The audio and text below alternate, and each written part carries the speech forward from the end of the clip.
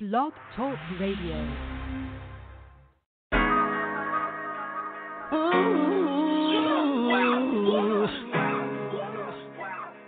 Where do we go from here?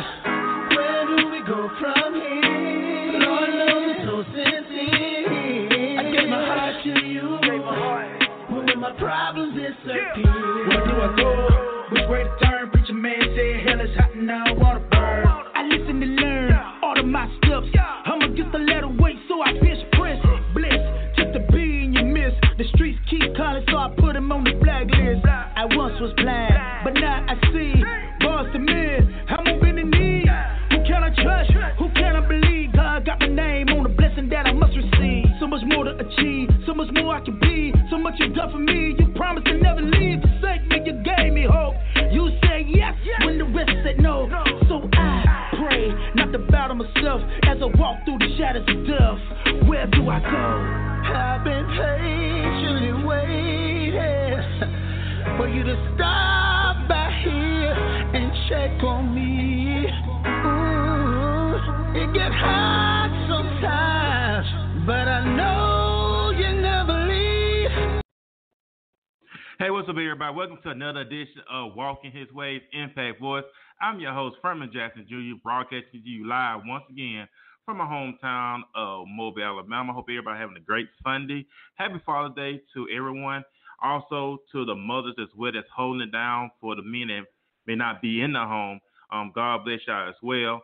I have a very special guest, a very dear friend of mine, Jazzy Red. She's well known here throughout the Mobile area, surrounding area, of course. And she's going to be chopping up with me for the next 30 minutes, of course. And I just want to read an inspirational quote while I get started with the interview and pull on. This is a book that I have called The Law of Success. This is by Napoleon Hill.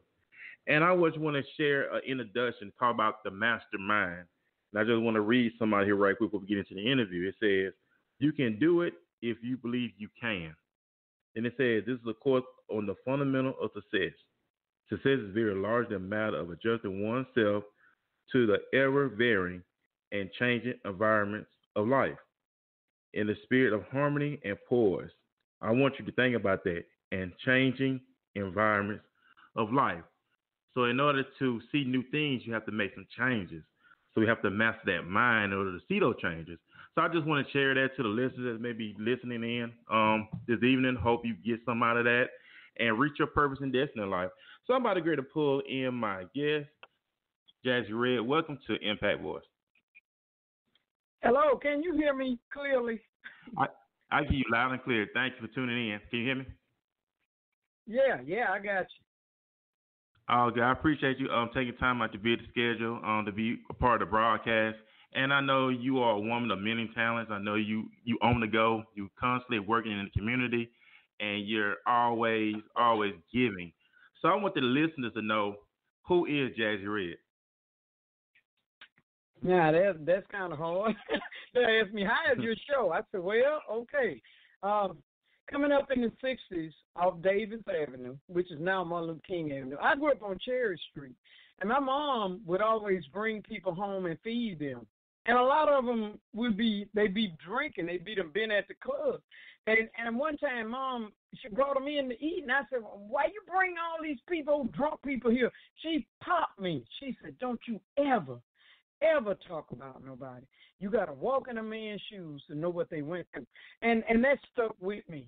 So she taught me compassion. You know, there's two sides to every story. So Jazz always feels there's two sides. You can say what you want. There's two sides to everything.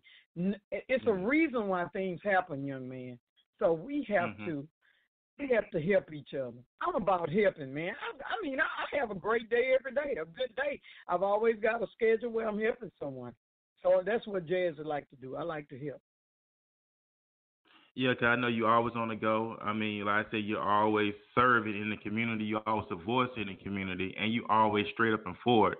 And you're not fake at all, and I appreciate you for your realness, and people gravitate towards that, and that's truly a blessing. Yeah, we got to be real, man. God, I'd like us to be real. We got to be real. Tell the truth and shame the devil. Just be real. That's right. If someone when I come in from Mississippi, because I work at England at night, when I come in, I'm always scanning that highway to see, if someone is hurt, somebody's child in a car. Because a lot of times you can pass by and people be in cars, been there all night and be in a ditch. So I'm always looking. I always paid attention to things. I was taught to pay attention. So if I'm on that interstate, I'm going to pull over if you got a flat tire, man. I mean, I'm going to pull over, especially in the morning. Now, at night, it's kind of hard. You don't want to stop at night. You'll call 911 for some help. So you don't really want to stop at night if you're a lady. But sometime I had one guy was caught on fire, and I pulled over to give him my fire extinguisher to let him use it. And by the time I got back, a military guy put it on. And I said, man, don't ever be on the interstate without a fire extinguisher. And he said, well, can I buy yours? No, I'll give it to you to save your life, man. Because I was mad at him. I gave it to him. Wow. Wow, that's awesome. And I know I know you're an author. I know you wrote a book about the experiences in your life. And I read quite a few of the chapters on last night. And there's some interesting stories in the book about that. So what inspired you to bring all these life experiences together in the book so people could get an insight on what you experienced? I've seen a lot. I used to party and go out in the club, and I was always cool, I was helping them. If they came in broke and they ain't have nothing, if I had something, I'd buy them a drink. We sit there and laugh and talk. We'd help each other. But I got tired of seeing people do wrong things and thought it was okay. Because we all have done wrong now. And still, we violate a little bit, Still, we do some wrong things. I might let a cuss word slip here now and then. But, I mean, we have got to do better. When I seen that people will call me and say, well, Jazz, I told my family, I done did wrong. Even people from out of town, they'll say, I done messed up with my family. I said, let me tell you something. The best thing you can do is just be there for your kids, wife or husband, whoever you may have done wrong. Try to just be at their beck and call and be a kind person and beg their forgiveness, and hopefully they'll take you back. Because I like families to stay together. The devil is so busy. A guy told me this. He said, something, Jazz, and that's why I wanted to write. He said, I could, if I mess up, if your wife and your outside woman can wear the same perfume, the devil make you don't even smell it on your wife, you smell it on that outside woman. And I said, okay. I need to write. I need to start put this stuff down that people would tell me, because I want to stop it. If long as you know the outcome, I'm good with it. Then if you want to do wrong, long as you know the outcome of it, then I'm okay with it. So, and I wrote a lot of things, even about the makeup that the women get, the permanent eyeliner, how it'll slide down because it's a tattoo. It'll look like you play for football players, I just wanted them to know before they do it. I figure if you can stop seeing if they know about it. If they know about it. Don't say nobody ain't tell me, because Jazzy Red told you in her book. And if you ran into me, I told you. I didn't care how mad you get. I'll just say it's not going to work, because sin don't work, and that's what I wrote about. I wrote about sin and how it don't work. I tell them a little illustration, then I'm going on to something else. Yeah, because I want to read a quote, not a quote, but I want to read a piece out of the book. I mean, you explained the story, I think, the other day you were telling me about it. I'm just going to read this. You said, an older man told me when I was 8 or 9 years old, if you kill someone, you have a spot of blood on your hand that will never go away. So I wonder if he knew what he was talking about, because he scared the hell out of me. One thing he did was make me know I never want to kill anyone. When you kill someone, you stop his or her family tree. They will never be able to have another child. Some kids die before they make their mother a grandmother or their father a grandfather. Please try not to kill. The Bible says thou shalt not kill. Try and think before you pull that trigger or use that knife. That man, I know you tell me about Yeah, he's scared. He did. When he said you'd have blood on if you kill someone, you have a spot of blood in your hand, I was thinking that it's a red spot, a really, really red spot, okay? And when I'm a little girl now, and he tells me that, so I'm getting deep into it. I said, man, if you kill somebody, you had this red spot on you. what he meant by that was I would be marked like Cain kids. I would have that mark when I kill someone. It'd be on me. So it wasn't just a physically you open your hand and someone could see the blood.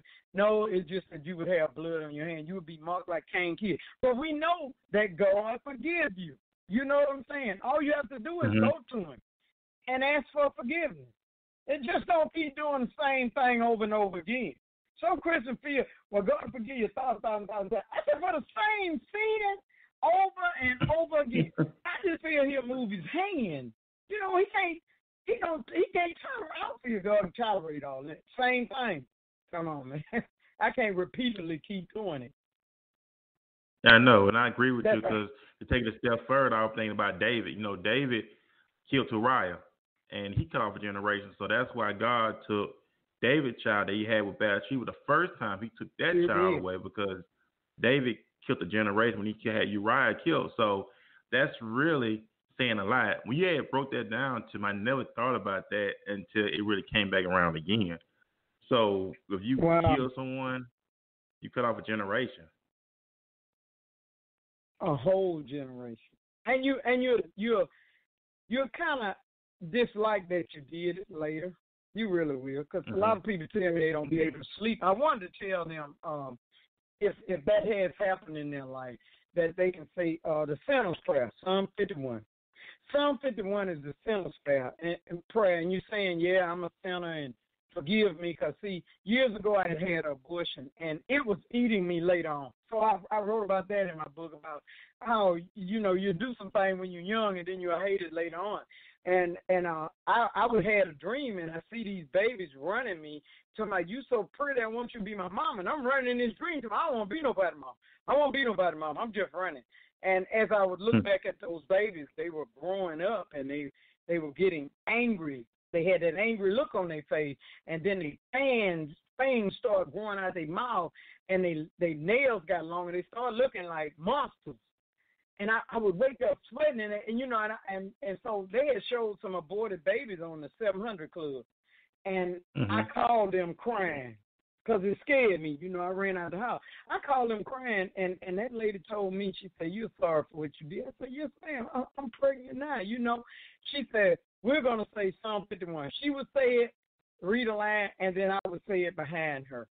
And, buddy, when we finished that Psalm 51, it was lifted off of me. It felt like 10,000 bricks were gone off of Jazz. I knew God had forgave me because I felt it right then. So that Psalm 51 is the sinner's prayer, and please, I want you all to try that. Just try it. Because if you want forgiveness and you have remorse, he will forgive you. And I'm forgiven, and I can talk about it now. I used to talk about it. I'll talk about it now. Yeah, I do. And that's a blessing, because I remember I heard a preacher say years ago. He said, once you godly sorry, means don't do it no more. God will come and sit with you and take all that weight off your shoulders when you sincere with being sorry for the things you've done. I agree with you too, Jazzy, because you can't keep doing the same thing and ask God forgive you for the same old thing that you keep doing. That just don't make no sense. It's insane. Really, it is. My next question is, man, it's a habit. It is. It is. It really is a sickness, and and like I said, some believers, some Christians, they take the measures of grace has really been falsely accused, when you want to say, because they think grace is I can sin willfully. I can do what I want to do because I'm under grace. That's not so. Grace is only for you to have to get it right. Just like if you got a bill, they give you a grace period to pay that bill. So within that grace period, after it's up, what they do? They cut the lights off. They cut the water off because you had enough time to get it right. Same way how God operates. He only give you that grace to get it right. But if you don't get it right, he's going to come in and you have to reap the harvest of what you did. So I do believe that.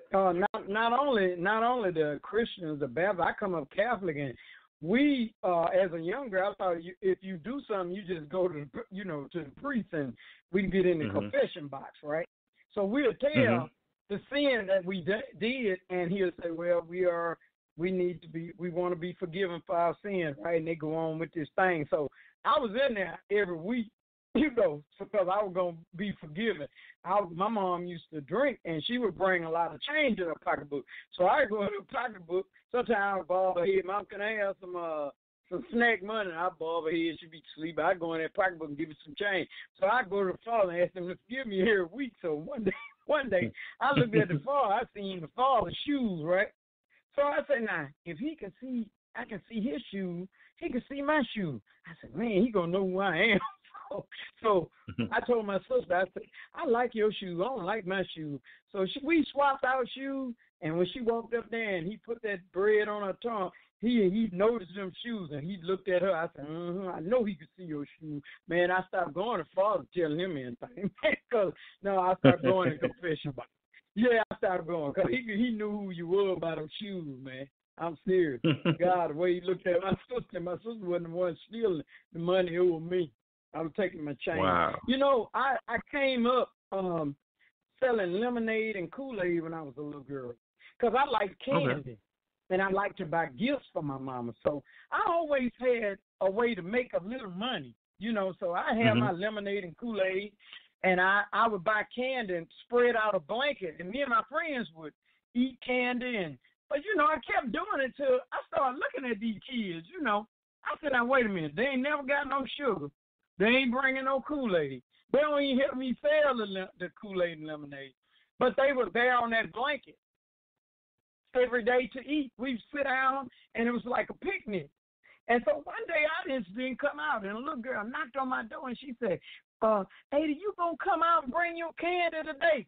I said, no, I ain't coming out and bring my candy today. So I started learning about how, at an early age, how people will try to hustle you. Now, I don't like people that hustle people.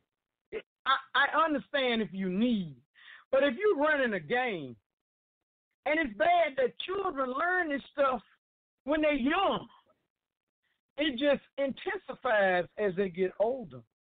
It's like a hurricane. You'll do this thing, and then as you'll go out in that Gulf, you know, a hurricane, it might hit land, it'll go out back in that Gulf, and it'll build up.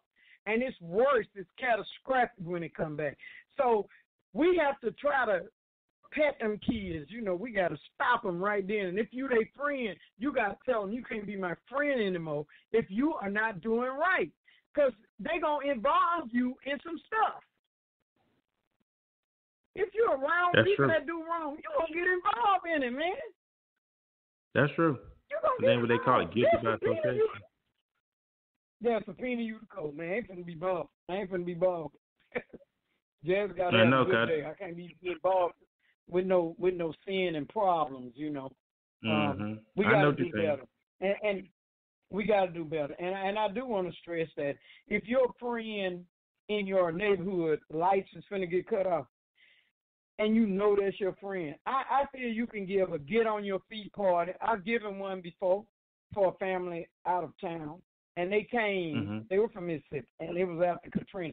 But you had to bring washing powder, Clorox, stuff, you know, but and get something to eat, and you had to bring something to get in. It's called a get on your feet party. They used to have them years ago. You could take up some rent money and some house note money and put that family back on their feet. Now I'm all about that. I'm all about, because people be needing a little help. But this is what I had asked God, though, Freeman. Okay, years ago, I always knew I could get things, you know. I'll speak things. I said, well, I'm gonna try to find it, you know, find it on at a yard sale or something. But I said, God, at the last minute, you do wait now, God, but at the last minute, I always get it. It'll always happen. I said, but why it's not happening like that for some other people? All he said was, I'm gonna show you. So through life, I've seen that some of them people, I say, well, I got to get them something to eat. They hungry. I wouldn't give them nothing. I'm not going to give nobody nothing. When I hear you say that, I'm just done. I bag off. I leave you alone because you're going to need help yourself sooner or later. You and I can't agree live with in this that. world alone now. That's true. And I agree because anything can happen just like a blink of a second. Anything can change. So you have to be mindful how you treat people. Like the Bible says, love your neighbors, you love yourself. My next question is, Jazzy, is your talk show. How did you get started in doing your talk show? It's been 10 years. What that is? 10 years ago. I can't remember. How about that? October, I'll be been on 10 years. I was so focusing on this show. What made me do it, I was looking at Barney Jones' commercial on Channel 6, and it said, you can have your own show. And I said, you can have your own show. But I just flagged that off, and God said, get the show. I said, well, I need a limousine, because I still have my limo license. Good people don't lose their game. All right. I wanted a limousine, but God was saying, get the show. And I'm saying, man, I ain't going to be able to afford a car. You know, I need a limousine. And I said, well, who going to pay for it? And God said, it'll be provided for. So it's been on 10 years. God told me to help people. He said, you know how to help them. And I said, man, I wanted me a limo, you know. But I'm still yet to get it. I renew my license every year and buy a sticker. And, you know, if I find one at reasonable price, maybe I get it. But the show is priority right now, and my job, going to the shipyard. So right now, that's priority. You know, the book is done. That's done, too. So we have to have some A, B, C, D, E, F, G plans. You can't just do one thing nowadays. You got to do something else. You know, you do your radio, but you work, young man. Yeah. You work. You're not solely, I can't depend on just a job. They might fire me tomorrow. I can't depend on just a TV show. It's a business, but most of the people I put on, they cannot pay sometimes. You know, some business people can, but I just put them on. But if somebody's child is sick, how you going to charge them to put them on your TV show? You know, and I had someone to tell me that they couldn't do what I do. They say, well, how you being compensated for the show? I said, well, I work. I pay for the show, pay the show. I pay people. I got 3 people to help me with the show. And he said, oh, you know, I couldn't do that. I said, well, God didn't ask you to do it. He asked me to do it. Sometimes in business, you can't talk to people if they're not doing what you do. Because they always can tell you what you need and need not to do. And they're not doing what you do at all. Sometimes I ask them, who you helping? Who you helped today? And they shut up. Because they have not done anything to help anybody. And when you like that and selfish, just stay on away from Jazz.